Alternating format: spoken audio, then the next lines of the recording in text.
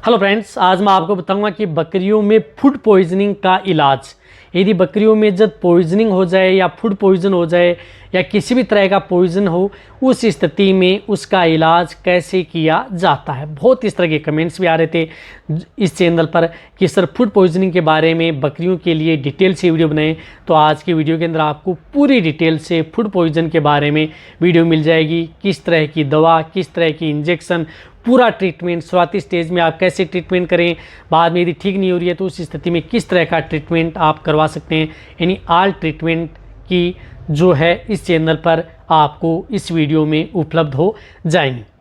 हालांकि जो अपना चैनल है विजेंद्र गोट केयर, इस चैनल पर जितने भी जो भेड़ पालक या बकरी पालक नए जुड़े हैं तो पहले आप इस चैनल को सब्सक्राइब कर लें, क्योंकि अब इस चैनल पर बहुत ही अच्छी नॉलेजेबल डिटेल से वीडियो आपको इस चैनल पर समय समय पर ऐसे ही मिलती रहेंगी। देखो, जब भी यदि बकरियों में फूड पॉइजन होता है, फूड पॉइजन कई कारणों से हो सकता है। यदि आपकी बकरियां ज़्यादा खा लें या किसी तरह का आहार चेंज कर दिया उस स्थिति में खा लें, या बकरियों की फूड पॉइजन का मतलब जब बकरियों की रूमन की पीएच है वह डाउन हो जाए। रूमन की पीएच डाउन होने का मतलब बकरियों के पेट में एसिड बनना, एसिड बनने की वजह से फूड पॉइजन हो जाता है, या अदर जो पॉइजनिंग की शिकायत है उससे भी बकरियों में इस तरह के सिम्टम्स देखने को मिलते हैं। सिम्टम्स क्या देखने को मिलते हैं? बकरियों के पेट में पानी भर जाता है। जैसे यदि आप लेफ्ट फ्लैंक में यदि आप उसे दबाते हैं तो उसमें पेट में पानी सा बोलता है। बकरियों की ज़्यादा हालत ख़राब हो जाती है तो उस स्थिति में मुंह से पानी बाहर आना स्टार्ट हो जाता है। जब मुंह से पानी स्टार्ट आना हो जाता है तब ये देख लेना चाहिए कि बकरियों की स्टेज है वह क्रिटिकल स्टेज है। इसमें जितना जल्दी हो सकता है आप ट्रीटमेंट करें।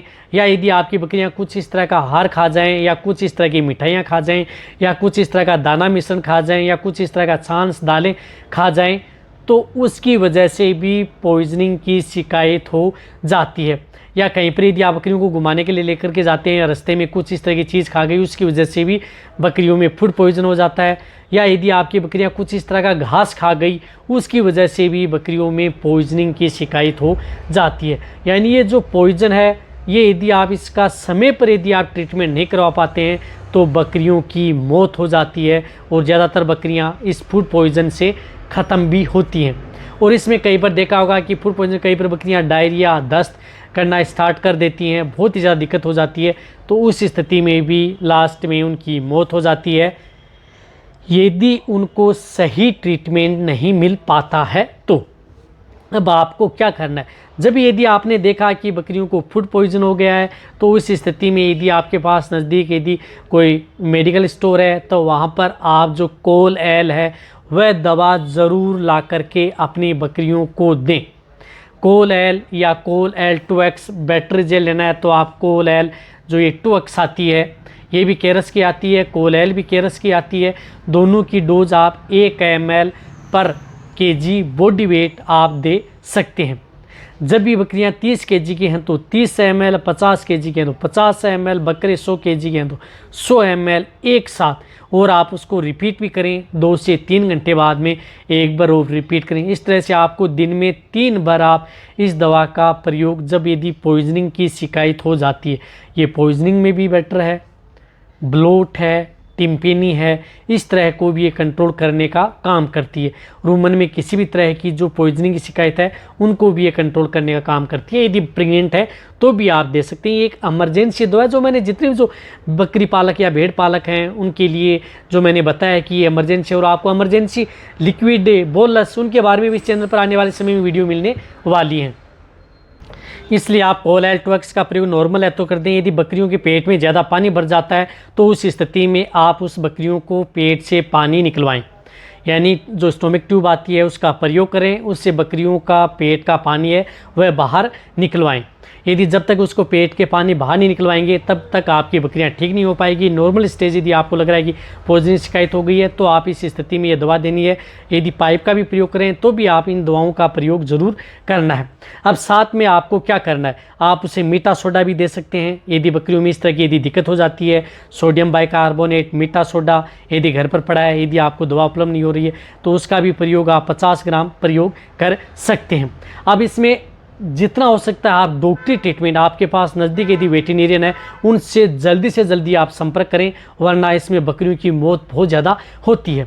जब यदि वेटरनेरियन से संपर्क करते हैं तो इसका इलाज क्या किया जाता है, तो उस स्थिति में इसका इलाज किया जाता है जब भी यदि आपकी बकरियों में इसमें ड्रिप यानी फ्लूइड थेरेपी का प्रयोग बहुत ज़्यादा करना होता है। तो इसमें फ्लूइड में आप जिस तरह से इसमें RL यानी जब तक यदि आप RL का प्रयोग नहीं करेंगे, कम से कम आप उससे 500 ml, कम बॉडी वेट है तो 500 ml, ज़्यादा है तो 1 लीटर RL अपनी बकरियों को अपने वेटरनेरियन से ज़रूर चढ़वाएं। RL के साथ आपको अब इंजेक्शन लेना है सोडियम बाइकार्बोनेट। सोडियम बाइकार्बोनेट का जो एम्प्यूल आता है वह 25 ml का एम्प्यूल आप इस RL में डाल लें और आप उस बकरियों में चढ़वाएं। क्योंकि इस स्थिति में बकरियां जब फूड पॉइजनिंग की शिकायत हो जाती है तो बकरियां ज़मीन पर गिर जाती हैं, लेट जाती हैं, हालत ख़राब हो जाती है। तो आप ये फ्लूइड बचाना है तो फ्लूइड आपको लगवाना ही होगा। अकेले इंजेक्शन यदि आप इंट्रामस्कुलर यदि कोई इंजेक्शन लगा करके जा रहा है तो उस स्थिति में आपकी बकरियां बच नहीं पाएंगी जब तक यदि आप इसे डायरेक्ट खून में यदि कोई दवा नहीं चढ़वाएंगे। तो RL आपको देना है और RL के अंदर मैंने बताया सोडियम बाइकार्बोनेट, और साथ में आपको जो इंजेक्शन आता है जिस तरह से मल्टीविटामिन ट्राइबीवेट इंजेक्शन, इसमें मल्टीविटामिन इंजेक्शन ट्राइबीवेट का आप ज़रूर IV प्रयोग करें 2 ml से लेकर के 5 ml। जिन बकरियों का वज़न ज़्यादा है तो 5 ml, कम है तो 2 ml आप इसका प्रयोग बकरियों में ज़रूर करवाएं। ये तो देखो आपको करना ही करना है। क्या करना है? सोडियम बाइकार्बोनेट, मल्टीविटामिन इंजेक्शन ट्राइबीवेट, ये तो आपको उस ड्रिप के अंदर चढ़वाने हैं। साथ में आपको क्या करना है कि एट्रोपिन सल्फेट जो इंजेक्शन आता है उस इंजेक्शन का भी प्रयोग यदि पॉइजनिंग की यदि शिकायत हो गई है तो इस स्थिति में 2 से 5 ml एट्रोपिन सल्फेट इंजेक्शन आता है, उस इंजेक्शन का भी प्रयोग ज़रूर करवाएं। एट्रोपिन सल्फेट का भी किसी भी तरह की जो पॉइजनिंग की शिकायत हो गई है, जो इस तरह का ये इंजेक्शन आता है, इस इंजेक्शन का प्रयोग अपनी बकरियों में 2 ml से लेकर के 5 ml, ये ड्रिप के अंदर भी आप इसका प्रयोग करवा सकते हैं डायरेक्ट यदि आप के वेटरनेरियन से। देखो ये ट्रीटमेंट है सिर्फ और वेटरनेरियन का, ये जो बकरी पालक है वह खुद नहीं कर सकते, खुद ड्रिप नहीं लगा सकते। और साथ में आपको सपोर्ट थेरेपी के तौर पर आप CPM इंजेक्शन आप उसे 2 ml से 3 ml इंट्रामस्कुलर लगा दें और बेलामाइल इंजेक्शन भी आप साथ में प्रयोग कर दें। ये आप 2 से 3 ml आप बेलामाइल B कॉम्प्लेक्स लिवर एक्सट्रेट वाला भी इंजेक्शन इंट्रामस्कुलर लगा दें। इस तरह से यदि आप उन बकरियों का जो ट्रीटमेंट है वह 2 से दिन आप कंटिन्यूटी करवाना है, और साथ में आपको कोल-एल है वह आपको कंटिन्यूटी आपको 3 से 4 दिन प्रयोग देना है। वो क्या करती है, किसी भी तरह की जो पॉइजनिंग है उनको रोकने का काम करती है।